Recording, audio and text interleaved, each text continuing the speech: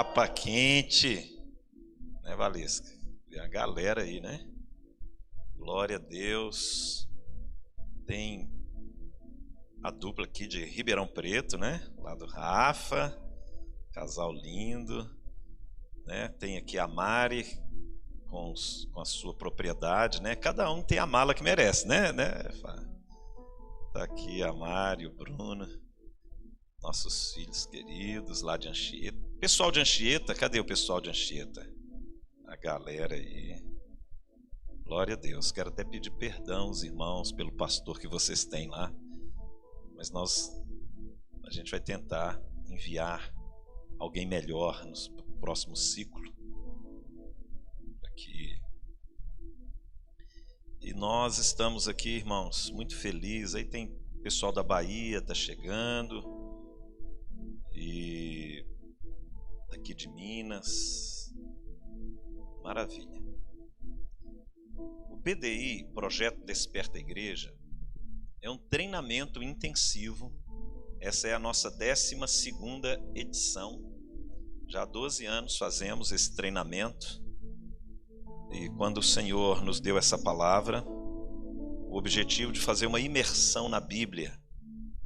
Então, nós vamos estudar a palavra de Deus. Amém? Amém. Todos os anos. É muito poderoso o que Deus faz. Muito poderoso.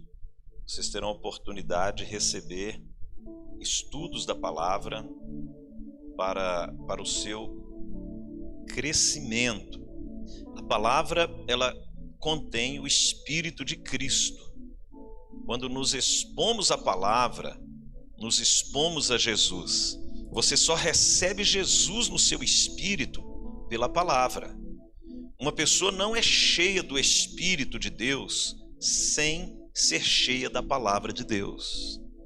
Então não há como, porque a palavra e o Espírito, eles caminham juntos. Ninguém é cheio do Espírito Santo sem conhecer a palavra de Deus.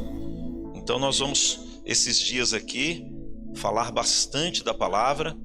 O estilo das ministrações não é pregação, são estudos. Glória a Deus.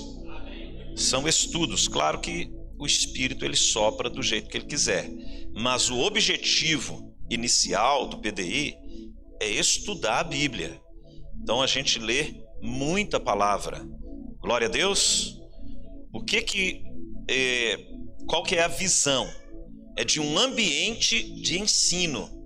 Não é um ambiente pastoral. Um ambiente pastoral, você tem muitas vezes orientações acerca de condutas, comportamentos.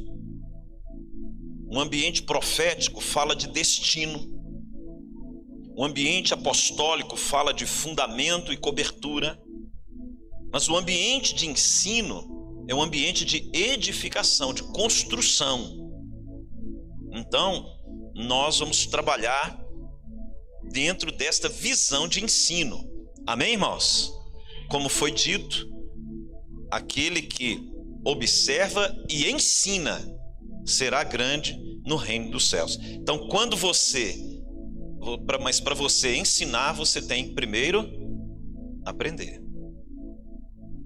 Então você tem que crescer, deixar o espírito da palavra crescer dentro do seu espírito humano, promovendo no seu espírito uma construção, uma edificação, uma construção, para que você esteja apto, habilitado para aquilo que Deus quer realizar na sua vida. Então, uma pessoa que tem um chamado de Deus para o reino de Deus, para estabelecer o reino, ela tem que passar por um processo de ensino, por um processo de edificação e de construção, para que o inimigo não prevaleça. Nós vamos falar um pouco sobre a questão do reino de justiça na guerra espiritual. Então esses dias serão dias de ensino, dias de crescimento. Então a palavra ela vai produzindo um crescimento no seu espírito, ela vai produzindo maturidade, seja capacidade de tomar decisões segundo a vontade de Deus. Por isso que você tem que ter a palavra.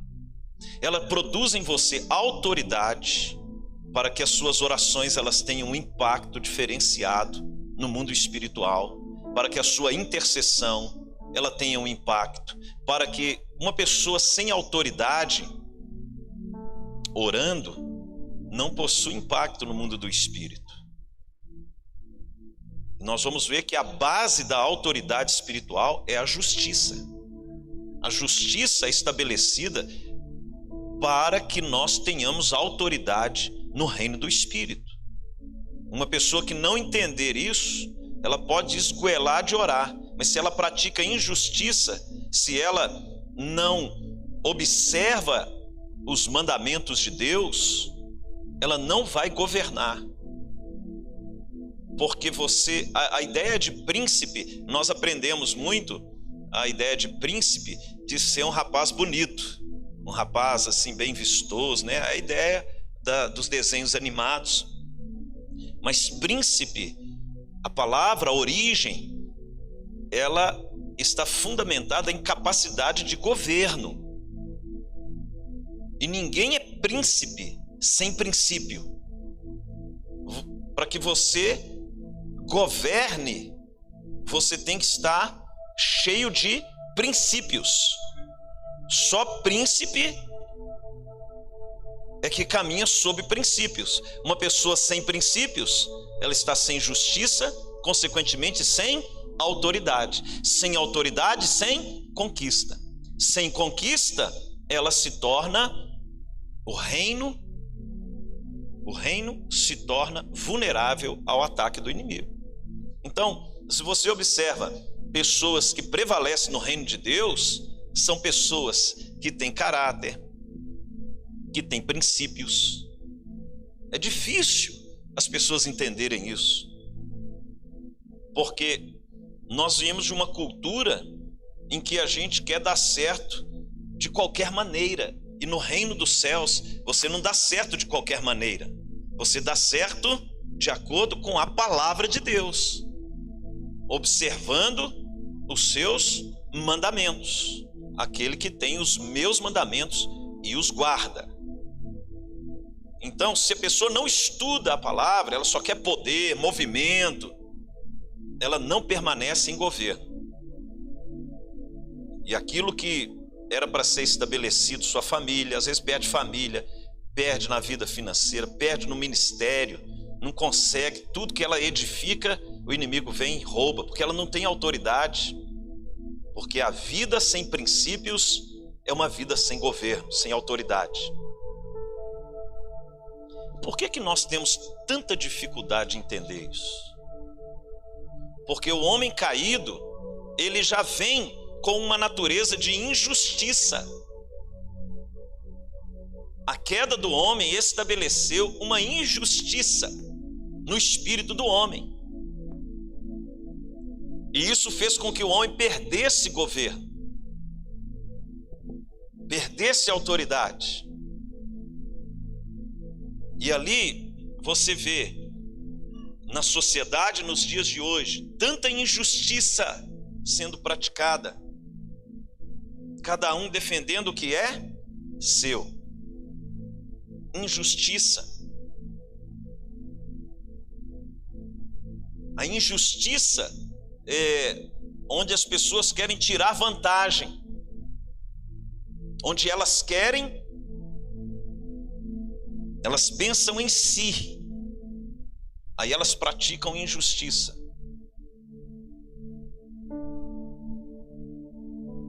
Roubos,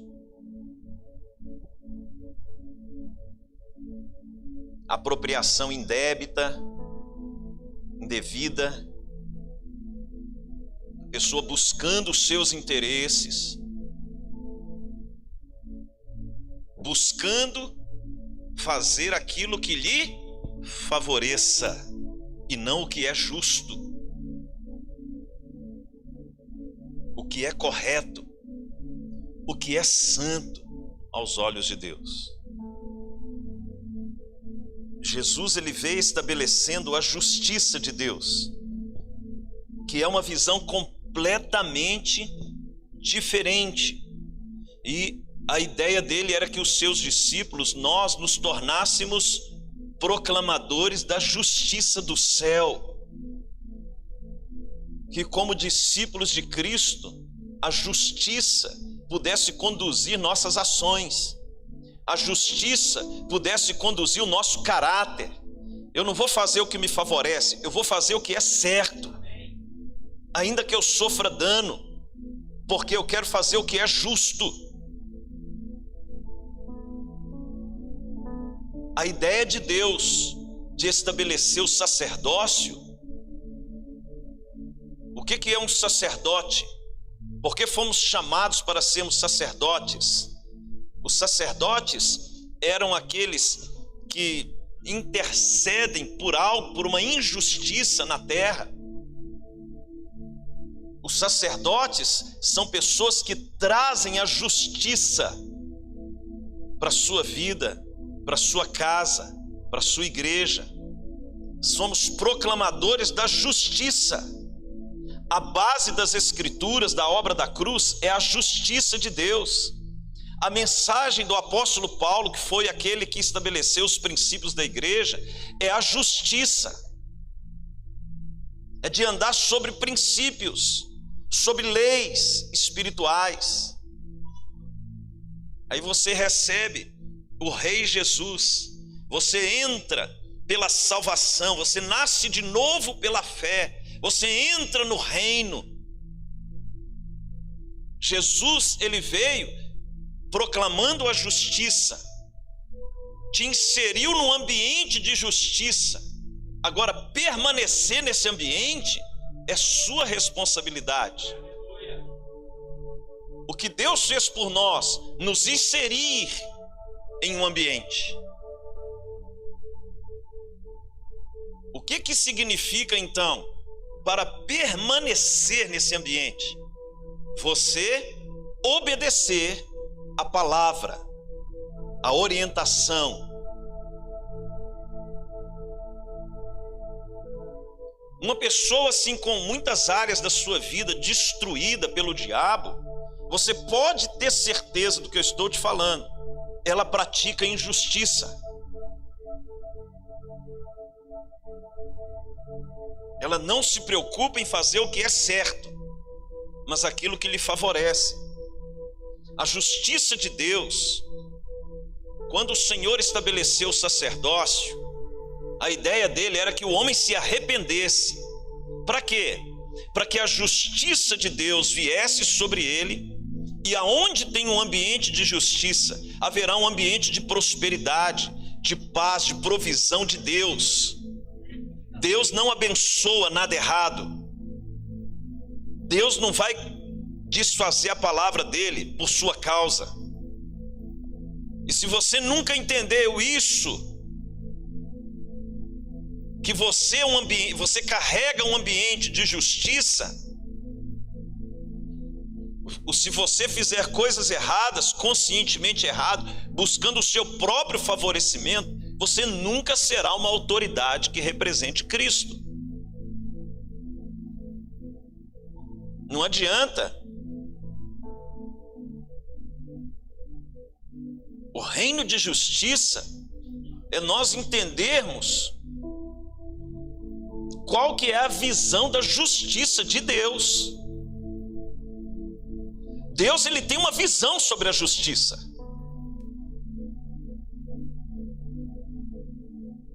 O Salmo 119, verso 142, diz assim: a tua justiça é uma justiça eterna,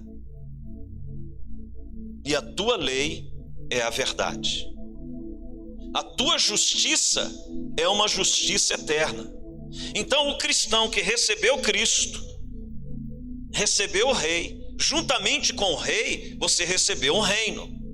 E o Senhor, ele fala o seguinte para João no dia do batismo: façamos para que se cumpra toda a justiça de Deus. Para que se cumpra toda a justiça de Deus. Buscai primeiramente o reino de Deus e a sua justiça. É para buscar a justiça. Bem-aventurados aqueles que têm fome e sede de justiça, porque serão fartos. A justiça faz uma pessoa bem-aventurada. Mateus 5, verso 6. Fome e sede de justiça. O que significa isso?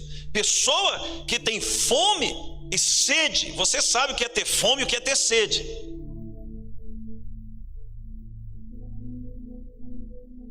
É tentar suprir uma necessidade como algo prioritário. Quando você está com muita fome, você não consegue nem pensar direito.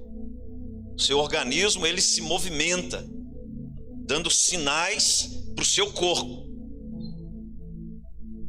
Fome e sede de justiça. Mas o tanto de crente safado que a gente tem no nosso meio, que não busca justiça. Ele busca aquilo que lhe favorece. Não representa Cristo. Não representa o reino.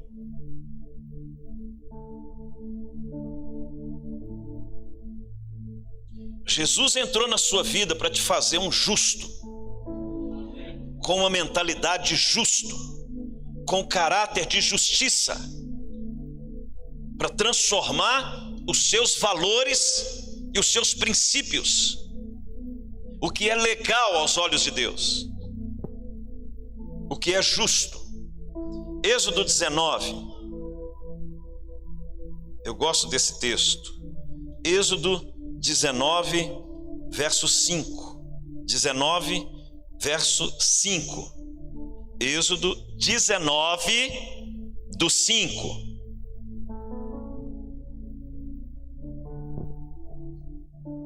Fica a dica. Êxodo 19, barra 5.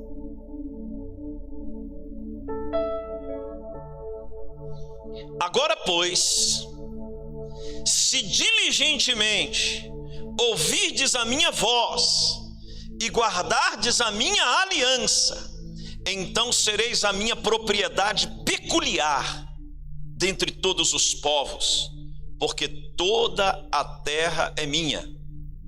Vós me sereis reino de sacerdotes e nação santa.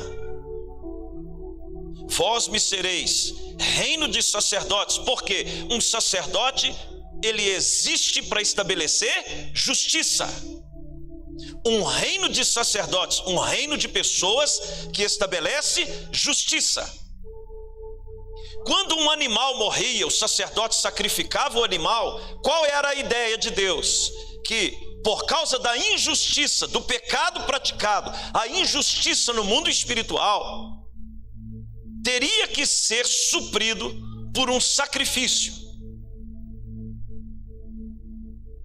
para que a justiça e a culpa e a condenação na terra fosse remida. Então, ele queria que a nação fosse uma nação de sacerdotes, porque se a nação exercesse um sacerdócio de arrependimento, de renúncia do pecado, a justiça de Deus estabeleceria sobre a nação, e ali seria uma nação de prosperidade, proteção, sabedoria, graça sobre graça. Aquela terra seria uma terra bendita por causa da justiça. Quando o Senhor ele nos insere nesse contexto, lá em 1 Pedro capítulo 2, vamos lá, por favor.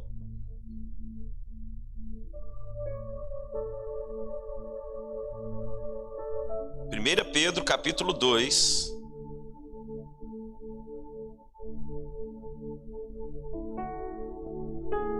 verso 5.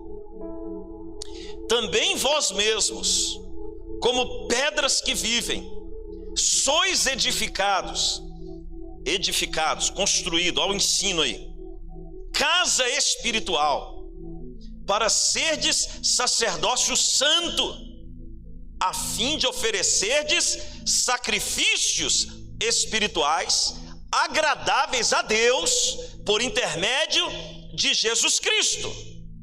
Amém? Então, os sacrifícios espirituais agradáveis a Deus, o que significa isso? Trazer a justiça por intermédio de Jesus Cristo.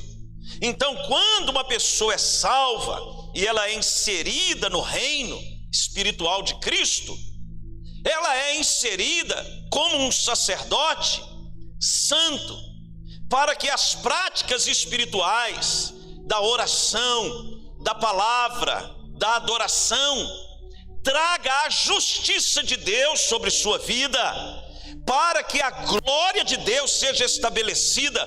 E se não há sacerdócio, não há justiça, e o seu trono, o seu governo, sua autoridade é estabelecido no ambiente de justiça. Então não há como você governar sem sacerdócio. Se é o sacerdócio que traz a justiça. Naquele tempo de Êxodo 19, os animais morriam. Em Cristo, Ele é o Cordeiro de Deus que tira o pecado do mundo. Ele é a nossa justiça. E através do nosso sacerdócio, através de Cristo, nós somos justificados. É removido a culpa. A terra é curada, para que a glória de Deus seja manifesta.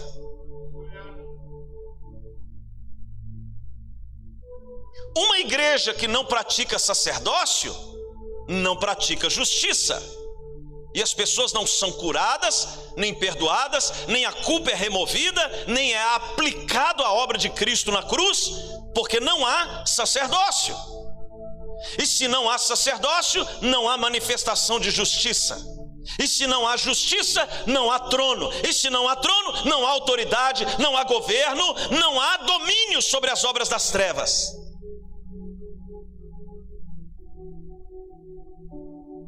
Reino de justiça fala que para você se tornar um justo, você tem que viver pela fé, pelo espírito da fé. E o que é o espírito da fé? Você não precisa ver. Você se dobra todos os dias pela manhã na sua casa, porque você crê que através do seu arrependimento, quebrantamento, a justiça do rei vem sobre a sua vida, e aonde há um ambiente de justiça, haverá governo, autoridade. Se em Êxodo 19, a ideia de Deus era ter um reino de sacerdotes, uma nação santa, em 1 Pedro 2, isso se aplica na igreja.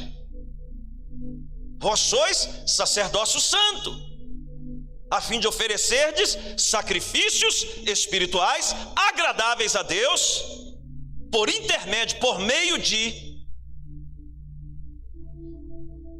da obra de Cristo. Então a pessoa quer dar certo no peito e na raça. Preste atenção, isso não funciona com Deus. Sinto muito te desapontar. O que funciona com Deus é Cristo. Ponto final. E se você não aplica a justiça de Cristo sobre sua vida, sua casa, seu ministério, não vai haver governo, não vai haver autoridade, não vai haver justiça, não vai haver transformação do seu interior, do seu caráter.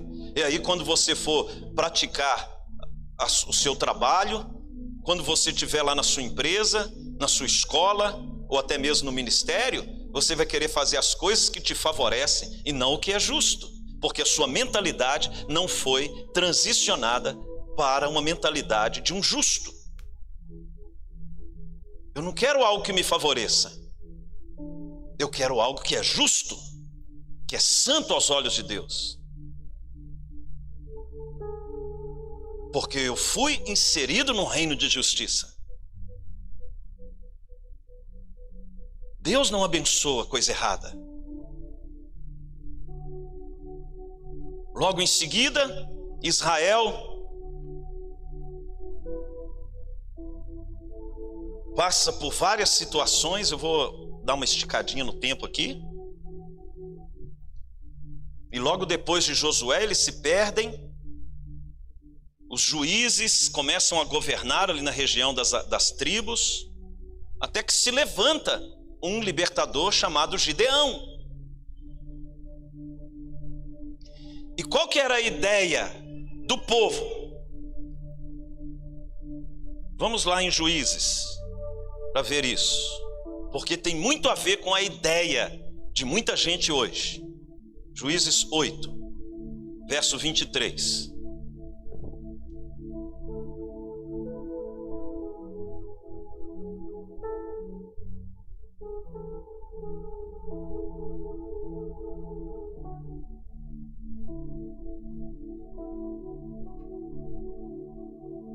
Verso 22. Então os homens de Israel disseram a Gideão: estão comigo? Domina sobre nós, tanto tu como teu filho e o filho de teu filho, porque nos livraste do poder dos midianitas. O que eles estavam dizendo para Gideão? Não, você nos livrou de maneira extraordinária, milagrosa. Foram 300 homens contra 120 mil. Algo extraordinário, sobrenatural. E aí eles falam assim: não, governe sobre nós. Mas a ideia de Deus nunca foi isso.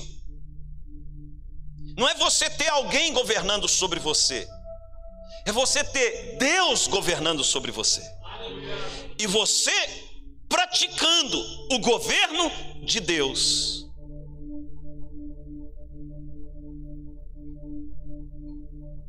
Olha o que Gideão responde, verso 23.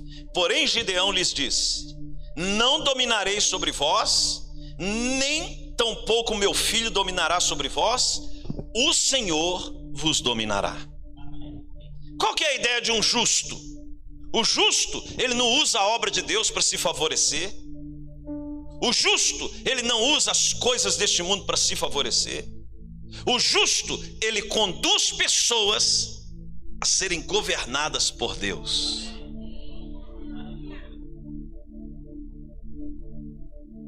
Muitas vezes quando alguém fala assim: olha, eu quero ter um líder que me governe, é porque ela não quer ser transformada. Quando você coloca a sua expectativa em alguém, é porque você não está aberto a mudanças. E você quer que o outro faça aquilo que você deveria fazer. Os líderes no contexto da igreja são placas indicadoras. O caminho é esse. Mas você que tem que caminhar. Deus coloca irmãos mais velhos no seu caminho. Não estou falando de idade cronológica, estou falando de maturidade espiritual, para te apontar caminhos espirituais. Mas é você que tem que caminhar.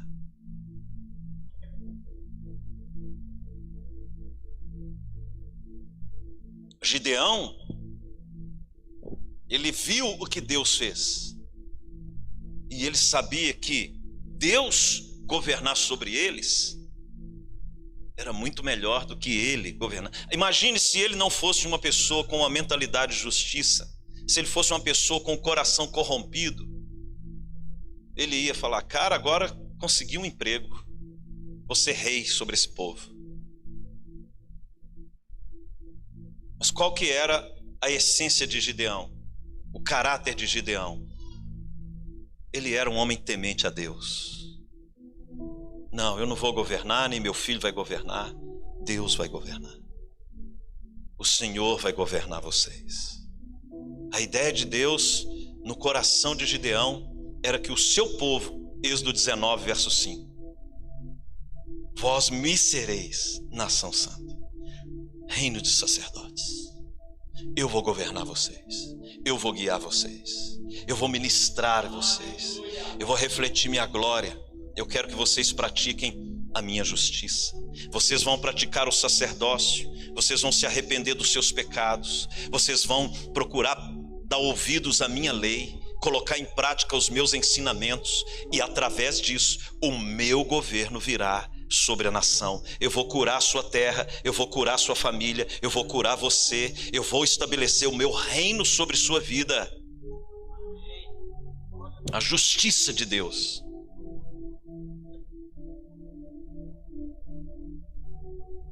Contudo, eles estavam influenciados pelos povos da terra. A influência, a contaminação, nós vamos falar um pouco sobre contaminação no espírito aqui. A contaminação que conduz à injustiça. Pessoas contaminadas no espírito. Pessoas que têm no espírito uma contaminação de amor a si mesmo, de amor ao dinheiro, de amar a coisa errada, de amar a obra mais do que a Deus, de amar o ministério, de não amar a sua palavra, de não amar os seus mandamentos, de não amar o coração de Deus, de Cristo. Então pessoas contaminadas, elas amam a coisa errada, elas amam o dom, elas amam o chamado, elas amam as nações de maneira desproporcional ao próprio Cristo, elas amam o ministério, elas amam a igreja, elas amam o pastor mais do que a Deus. A contaminação, uma pessoa contaminada, ela coloca sempre o amor direcionado ao lugar errado. E quando o Senhor ele fala para Samuel, olha lá, vamos lá em 1 Samuel 8. Atende a voz do povo, Samuel. Eu queria ensinar a eles a me amar, mas eles querem um rei. Olha só, 1 Samuel 8, verso de número 7.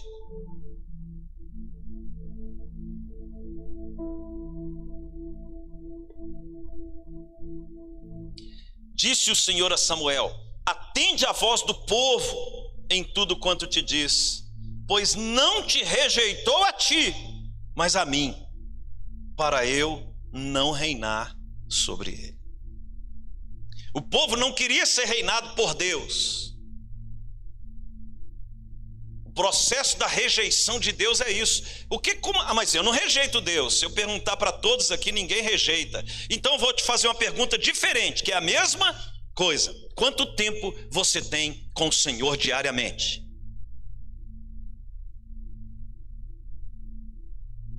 Vou falar de hoje, dia 7 de janeiro de 2022. Quanto tempo você ficou com Deus hoje? Se você rejeita a Deus, você vai achar que Deus, ele recebe a sua oferta de qualquer maneira. E a gente olha e fala assim: nossa, como que Israel poderia rejeitar a Deus? Querer um rei sobre eles? Mas tem algo que reina no seu coração, que não é Deus.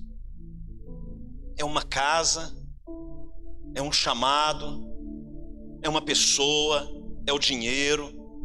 Na medida que você não tem o Senhor para governar o seu coração, você vai colocar outra coisa para governar suas atitudes.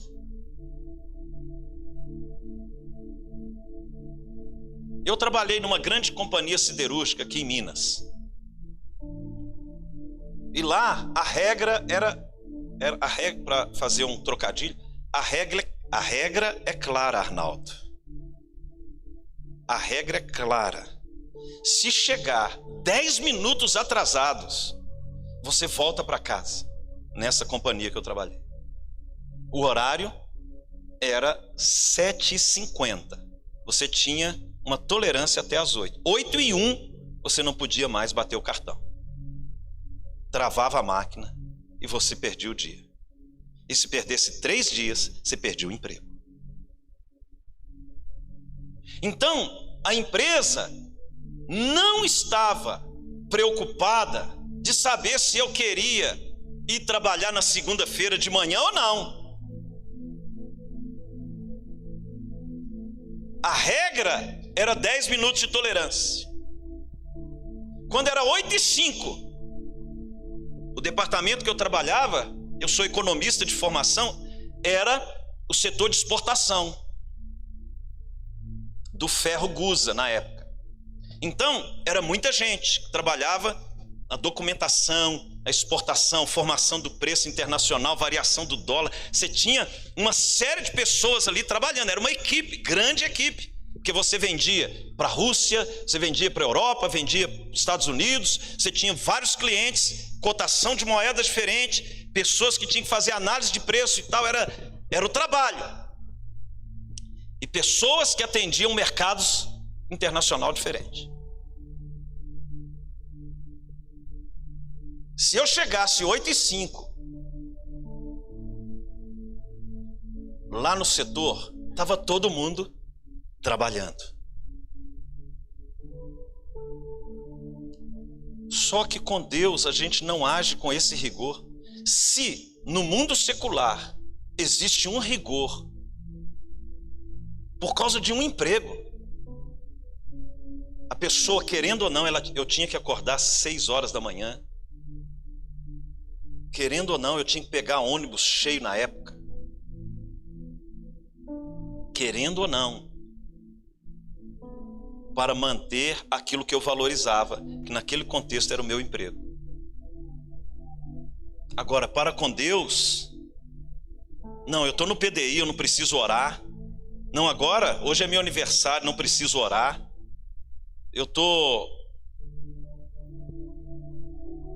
É uma questão de quem você prioriza.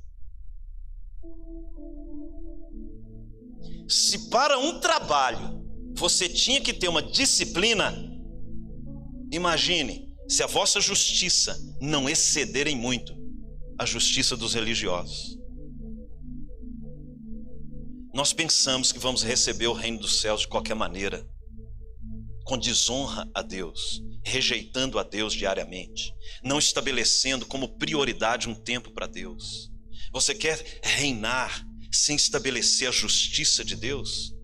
Lá era lei, era 10 minutos de tolerância.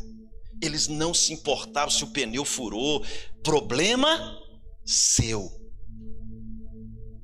Trabalhei lá 5 anos, cheguei atrasado uma vez. Como aquilo vem à minha memória. Cara, se eu fazia isso para o mundo, por que eu não vou fazer isso para as riquezas eternas? Se eu acordava cedo, tinha uma disciplina, procurava chegar sempre 20 minutos antes, para ter uma margem. Agora, para as coisas eternas. Quando o Senhor fala para Samuel, é porque o povo, a ideia é o seguinte: tem algo que te governa, irmãos. Se não é Jesus, algo vai te pegar. É o seu trabalho, sua vida sentimental, o seu ministério, os seus sonhos, é o carro, é a casa. Algo vai governar seu coração, até que Jesus governe sua maneira de viver. Enquanto você não estabelecer uma disciplina de sacerdócio para que ele reine, o seriado vai te governar, suas responsabilidades naturais vão te governar, mas não vai ser Jesus que vai te governar. Quanta indisciplina no contexto da igreja. E quando o Senhor, eu estava lendo esse texto e fala assim: não, Samuel, eles não estão rejeitando você, eles estão rejeitando a mim. Eles não estão rejeitando sua palavra. Eu não estou falando aqui eu estou falando um dos maiores profetas que pisou nessa terra. Quando Samuel chegava, a nação inteira se prostrava. Tamanha a autoridade que aquele homem carregava no seu espírito. Por quê? Porque ele desde pequeno exercia um sacerdócio junto com Eli. Ele cresceu num ambiente de sacerdócio. Samuel, uma figura de Cristo. Ele foi sacerdote, ele foi juiz e ele foi profeta. Juiz é a figura de um rei.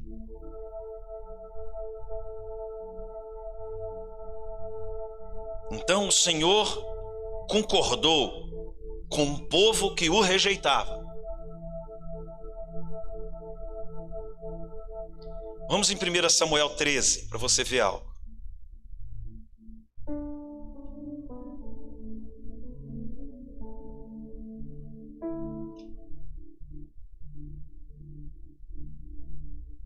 Verso 8.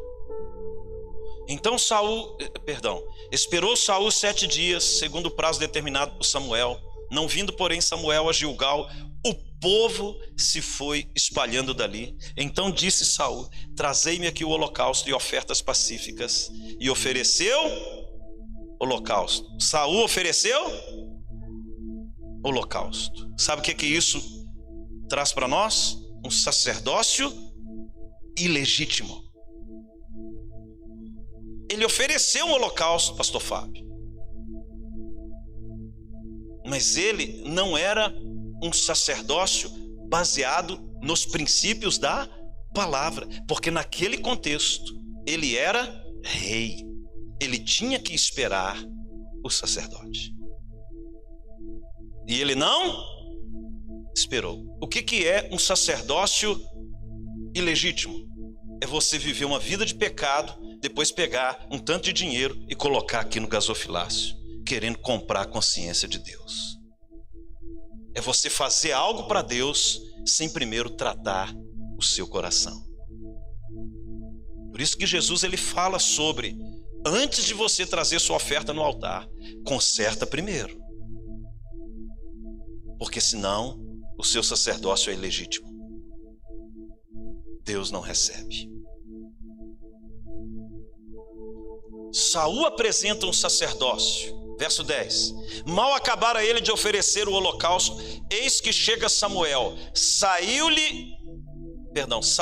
lhe saiu ao encontro para o saudar. Samuel perguntou: que fizeste? Respondeu Saul: vindo que o povo se ia espalhando daqui, e que tu não vinhas dos dias aprazados, e que os filisteus já se tinham ajuntado em Micmas, eu disse comigo: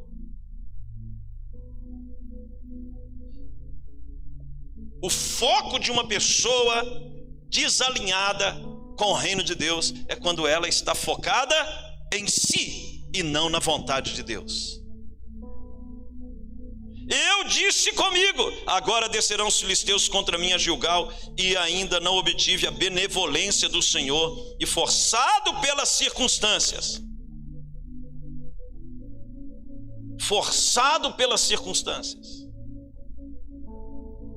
ofereci holocaustos. Então disse Samuel a Saul: procedestes neciamente em não guardar o mandamento que o Senhor teu Deus te ordenou, pois teria agora o Senhor confirmado o teu reino sobre Israel para sempre. Já agora não subsistirá o teu reino.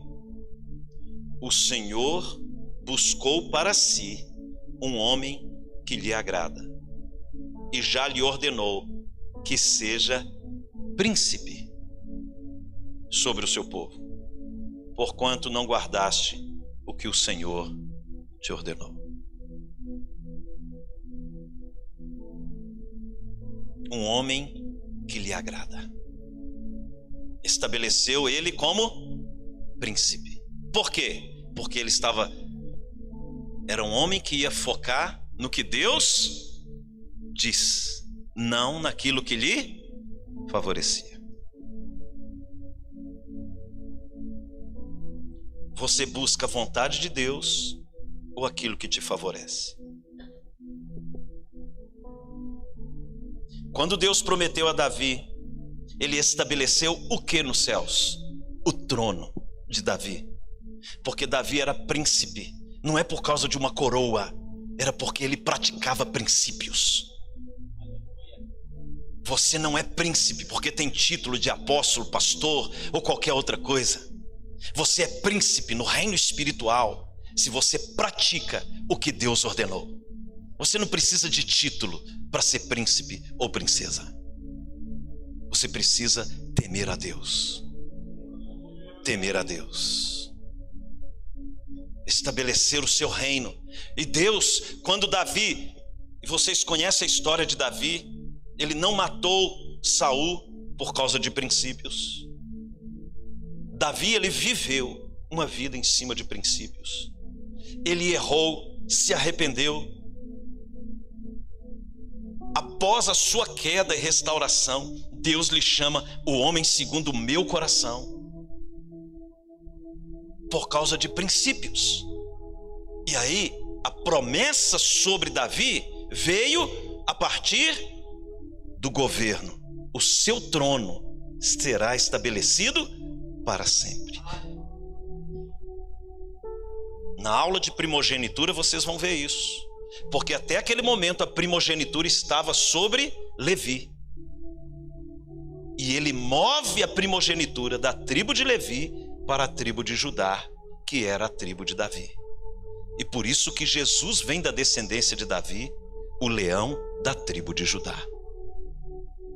E estabelece no mundo espiritual uma descendência por causa da sua justiça. Meu irmão, o seu caráter é muito mais importante do que os seus talentos. Você praticar a justiça vai te conduzir a um lugar em Deus muito mais profundo do que você estar aqui pregando, dançando, fazendo qualquer outra coisa diante dos homens. Saul perdeu uma herança espiritual porque ele não entendeu as leis do sacerdócio.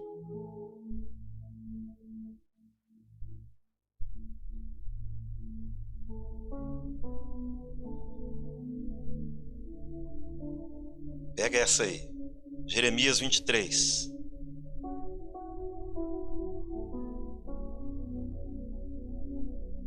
Aí a gente começa agora. O que aconteceu com a tribo de Judá? Recebe a primogenitura, recebe a porção dobrada, recebe a responsabilidade do irmão mais velho, o primogênito. Ele recebeu da parte de Deus uma posição para representar a vontade de Deus na terra. E eles começam então a falhar aonde? No sacerdócio. Quando eles param de praticar o sacerdócio, quando eles começam a exercer um sacerdócio contaminado, quando eles começam a levantar altares a outros deuses, principalmente a Baal, juntamente com o Deus de Abraão, eles começam a falhar no sacerdócio, porque um sacerdócio impuro não traz a justiça de Deus. Somente um sacerdócio santificado, purificado, pode trazer a justiça. E como a tribo de Judá, a região de Jerusalém, a tribo do sul, não estava exercendo um sacerdócio aprovado, Deus começa a levantar os profetas. Porque aonde o sacerdócio é ruim, Deus vai levantar profetas. Os profetas eram a resposta de Deus para um sacerdócio desaprovado. Eu não estou falando que eles não tinham sacerdócio, eles tinham altares, mas eram altares contaminados. Então Deus levanta Jeremias. E Jeremias, vinha um profeta e falava com o rei: não, rei, você pode fazer. E Israel estava prosperando nesse tempo, a tribo de Judá estava prosperando. Rei Joaquim estava lá no governo, e vinha um profeta e pá, só coisa boa. Já viu profeta só de coisa boa? Aí levanta Jeremias, fala: vocês vão para o cativeiro. E o cara: não, você está endemoniado. Pega Jeremias, joga ele na prisão, porque não, vocês não estão temendo a Deus. Conserta o sacerdócio, alinha a justiça, pratica o que é certo, volte-se para a palavra, alinha seu coração com o céu, seja segundo o sacerdócio, segundo a vontade de Deus. E Jeremias vem profetizando, batendo na tribo de Judá, no reino do sul. E Jeremias começa a escrever. Ele vai falar do Shemitah nesse tempo aqui, dos 70 anos de cativeiro da Babilônia. Ele foi um profeta sobre esse tempo. Olha só o que ele diz aqui, Jeremias 23, estão comigo? Verso 5. Eis que vem dias, diz o Senhor, em que levantarei a Davi um renovo justo, e rei que é, reinará, e agirá sabiamente, e executará o juízo e a justiça na terra. Nos seus dias, Judá será salvo, e Israel habitará seguro. Será este o seu nome, com que será chamado: Senhor, justiça nossa. O Cristo de Deus veio trazer a justiça de Deus.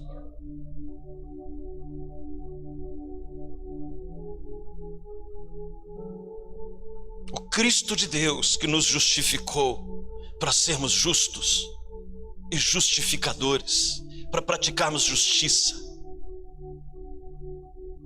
que te salvou para você ser um justo, portador da justiça do céu. Aonde foi que ele errou?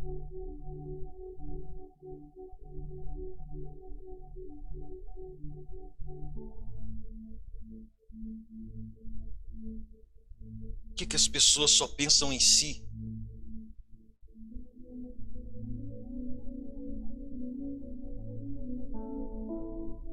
Salmo 45.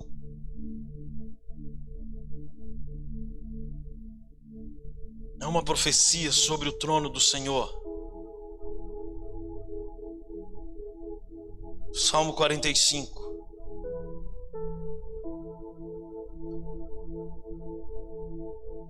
Eu vou pular aqui por causa do tempo. Verso 6.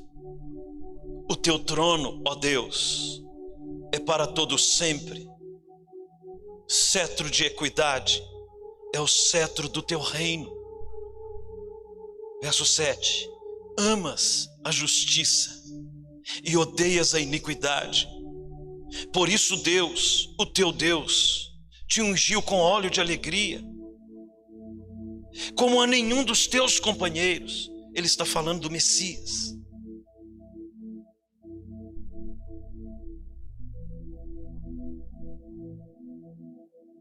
O teu trono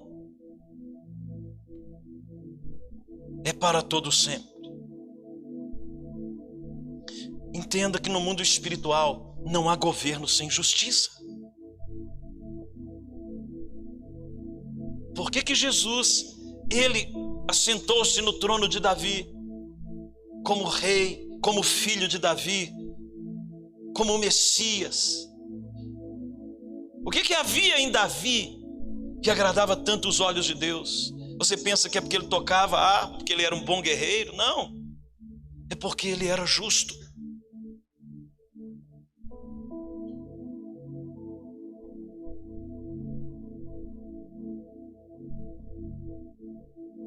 Em nome de Jesus, irmãos, não busque o que te favoreça, busque a justiça. Sofra o dano, se necessário, mas seja justo, e você vai encontrar o favor do Senhor. Quando o povo foi levado, depois de Jeremias, eles são levados para a Babilônia. Veja, lá em Êxodo 19, era o desejo de Deus, e ele vem falando de justiça. Saul passa pela desaprovação, Davi é aprovado, chega no reino. O povo é levado para o cativeiro babilônico. Qual é a profecia? Deus levanta um profeta chamado Daniel e fala: olha, vocês querem sair do cativeiro? Vocês têm que trazer a justiça de Deus. Vocês têm que entender que o reino dele é um reino de justiça. É um reino do que é certo.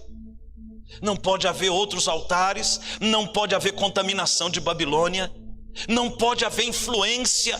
O seu sacerdócio tem que ser puro. Se você quer a justiça de Deus, o seu sacerdócio tem que ser santo. Vamos em Daniel capítulo 2. Daniel lá na Babilônia.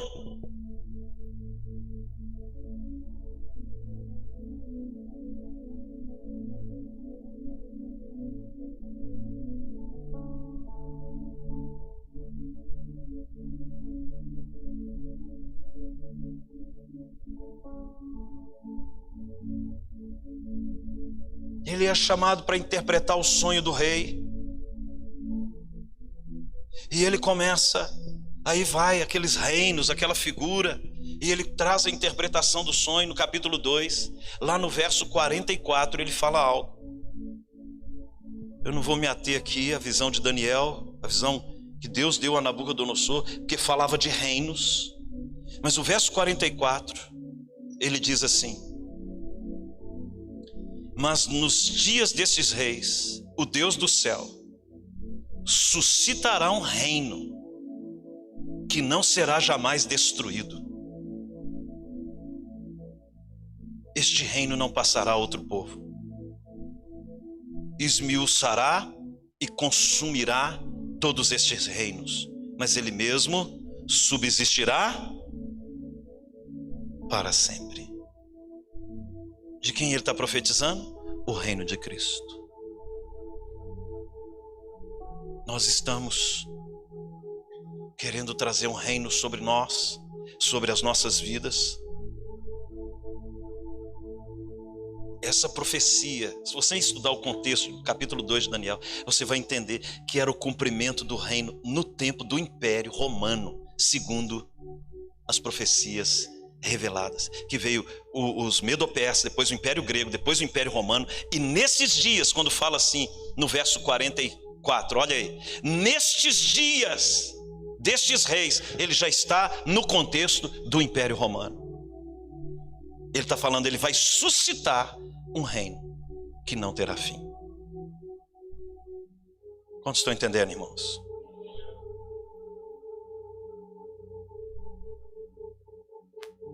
O que acontece? O povo de Israel, nos tempos de Jesus, eles sabiam que era o tempo do Messias. Porque quando eles olhavam, Fábio, para a profecia de Daniel, e eles faziam as contas, cara, já passou um reino, já passou outro reino, os Medo-Persas passaram aqui, Alexandre o Grande já passou aqui, agora chegou o Império Romano, cara, a profecia é para esse tempo. Então eles já estavam esperando o Messias. Por isso que quando entra no Império Romano, eles já tinham expectativa do Messias. Eles já estavam esperando o Messias. Por causa dos ensinamentos nas sinagogas. É o tempo do Messias, é o tempo do Messias. O Messias vai chegar. Era só essa pregação lá na paróquia, lá dos judeus. É o tempo do Messias, é o tempo do Messias. Está cumprido o tempo do Messias. Vai chegar um tempo, aí eles... Por isso que Gamaliel fala, olha, levantou fulano e não deu em nada. Levantou Ciclano, será esse o Messias? Levantou Beltrano, será esse o Messias? E eles estavam esperando. Israel estava alinhado à palavra de Daniel. Já havia uma expectativa para o Messias. E de repente, da Galileia, se levanta um carpinteiro descalço. Não era a expectativa do Messias que eles tinham como o rei Davi, porque vinha da descendência de Davi. E o que o nosso Messias trouxe? Ele não trouxe a aparência de um reino. Por isso, quando ele é crucificado, é colocado rei dos judeus, porque até o Império Babilônico sabia que os judeus estavam na expectativa de um rei. Então, quando se levantava alguém, eles matavam, crucificavam. Que era para servir de exemplo. Não levante ninguém, vai morrer e vai ser exposto. Vai ser colocado à margem do caminho para saber quem se levantar contra o Império Romano. Vocês estão falando aí dos seus messias, e era desse jeito. Quando você lê o que os historiadores escreviam, Vocês estão esperando o Messias para sobrepor a César? Aí levantavam um líder deles, eles matavam e crucificavam. Quando aparece o Galileu, o Nazareno, da região da Galileia, pregando a justiça,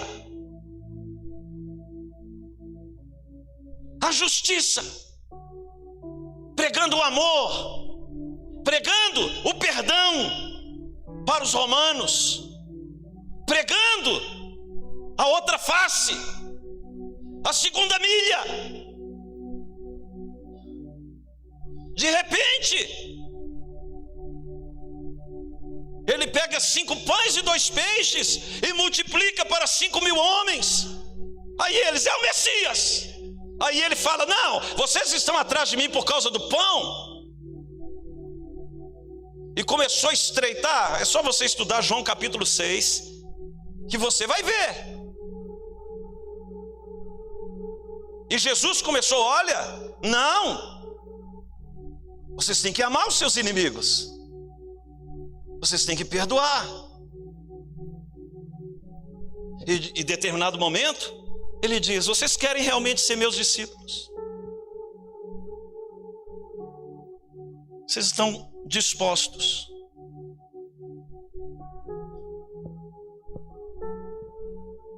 Vocês devem pegar a sua cruz e estar disposto a morrer. Jesus, quando ele fala da cruz, ele não está falando que a cruz é a sua doença, que a sua cruz é a sua dívida, que a sua cruz é o seu casamento. A gente pensa que cruz para nós é o que nos faz sofrer aqui nesse mundo. Não, Jesus quando fala tome a sua cruz, ele diz assim, você tem que estar disposto a morrer pelo meu reino, para ser digno dele. Quando ele disse, você tem que tomar a sua cruz, os discípulos sabiam o que isso significava.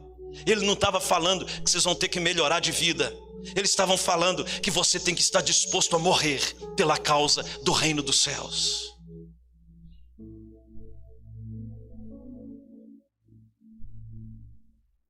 Nós temos uma ideia muito errada sobre a cruz. E por isso que a gente vive um evangelho tão baixo, tão fraco, tão raso.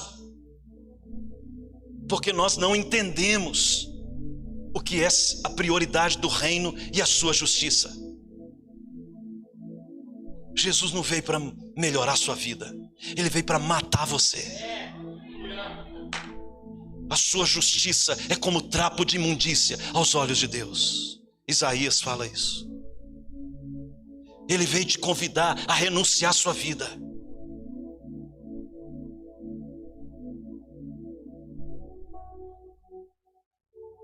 A justiça de Deus é Cristo, não sou eu. A justiça de Deus opera em mim quando o Espírito da palavra começa a me transformar a ponto de mudar a minha consciência de que eu não sou mais o centro da minha vida, mas Cristo é o centro da minha vida. E quando você converte a centralidade das suas prioridades e Cristo passa a ser a sua prioridade, é aí que você converte. Você não converte quando vem para a igreja, quando você recita versículo. Você pode saber a Bíblia toda, mas se Cristo, ele não é o centro, a justiça de Deus não está operando em você. E sem justiça de Deus, sem reino de Deus. Qual que foi a mensagem de João?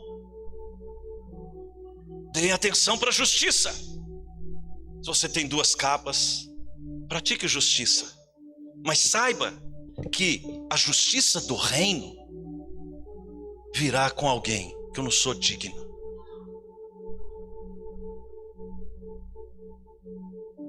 Seja justo na justiça de Cristo.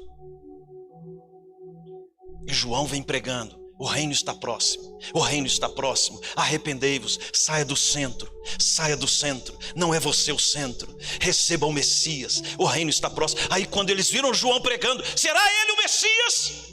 Será que ele é o Messias que estava prometido por Daniel? Eles achavam que era João. Herodes manda prender João, vai conversar com João, e João fala: Herodes, essa mulher que você está com ela não é sua. Porque João trazia a justiça. Quem carrega a justiça denuncia o que é errado. Quem carrega a justiça de Deus não aceita coisa errada, não convive com coisa errada, não pratica coisa errada.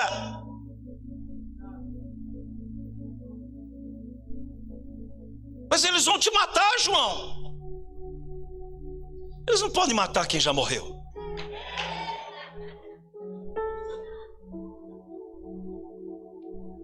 Você acha que eu temo essa raposa? E ele rasgava o verbo.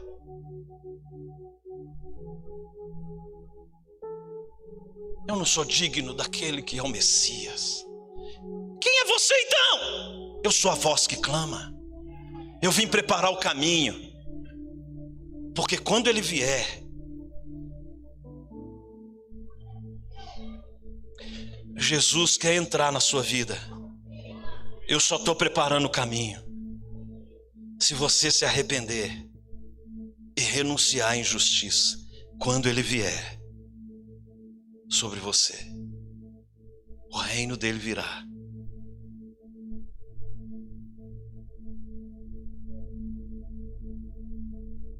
E eles estavam esperando o Messias. E de repente,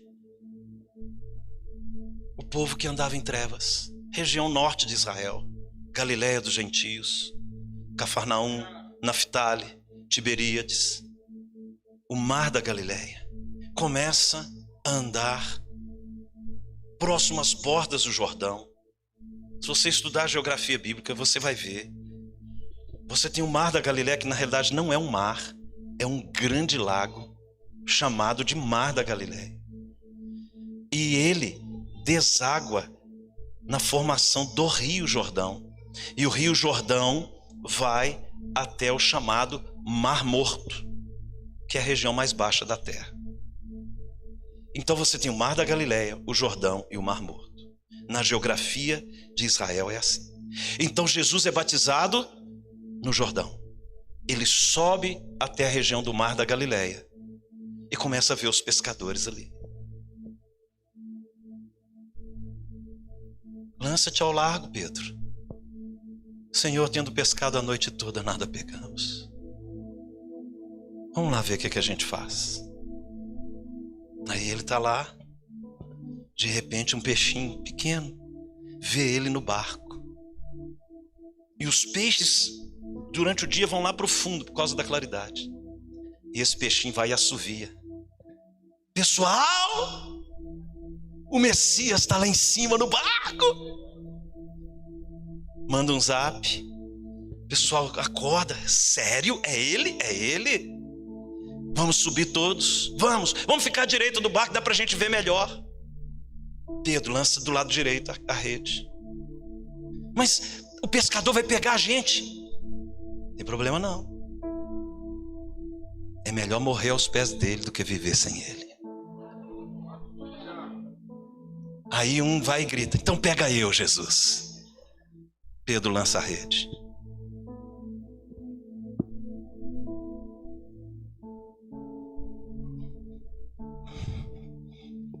Afasta-te de mim, Senhor, porque sou pecador.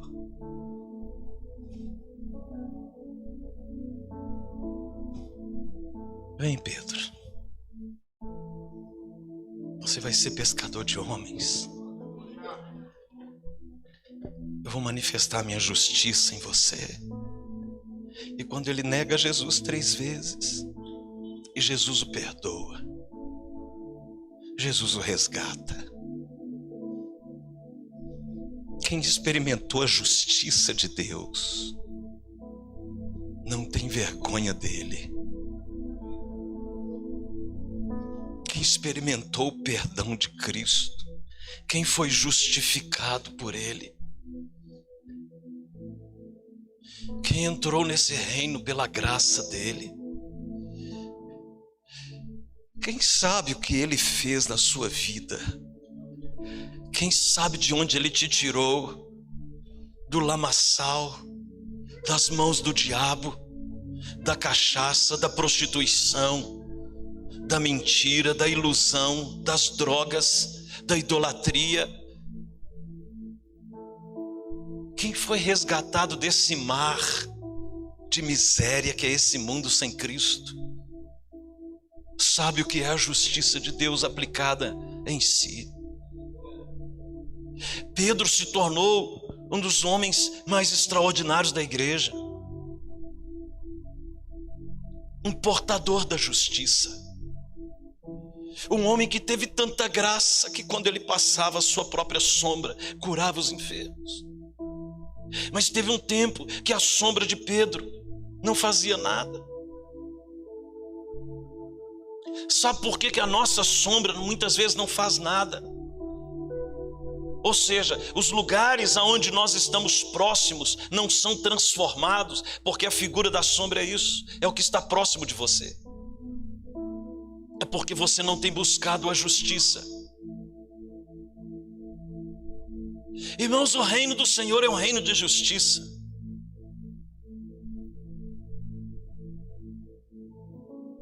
Eu vou terminar aqui. E amanhã a gente continua. Eu preciso falar da justiça na vida de Paulo. O reino de Deus é um reino de justiça. O que Jesus está fazendo nesse PDI? Chamando os justos ao arrependimento, chamando os justos a restaurar o seu sacerdócio, chamando os justos a serem portador da justiça, a saírem da injustiça espiritual, através do arrependimento, colocar a centralidade de Cristo novamente no seu coração, restaurar a verdadeira e a mais pura adoração a Deus, e fazer com que Ele traga a sua memória, através do pão e do cálice, em memória do que Ele fez, você restaurar a comunhão com Ele.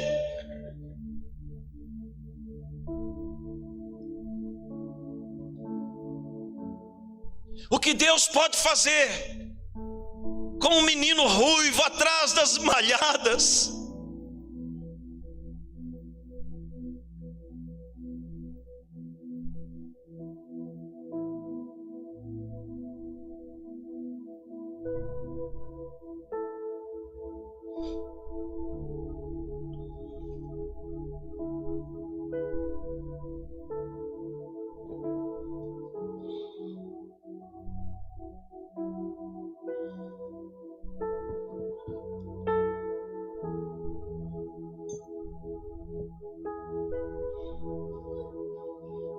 o seu reino é sempre eterno, firmado em misericórdia.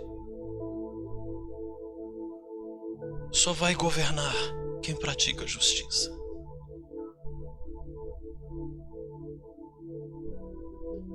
Por favor, coloque-se de joelhos.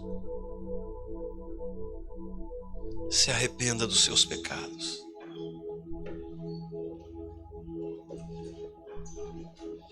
Coloque Ele novamente no lugar de honra no seu coração. Os príncipes vivem por princípios. Os príncipes praticam princípios.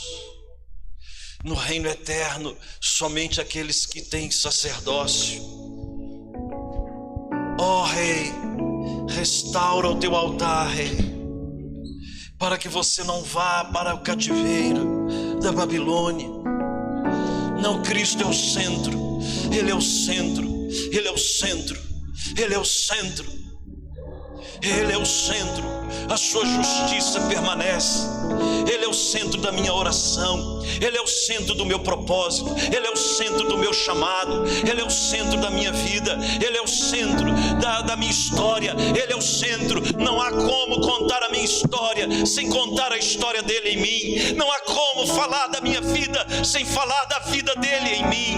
Não há como eu viver para ele sem entender a sua justiça e do lugar que ele me tirou, da injustiça, da mentira, da prostituição, da miséria humana, do egoísmo.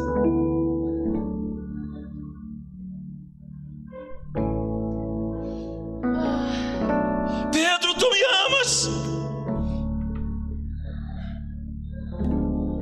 Sim, Senhor. Pratica a justiça, cuida dos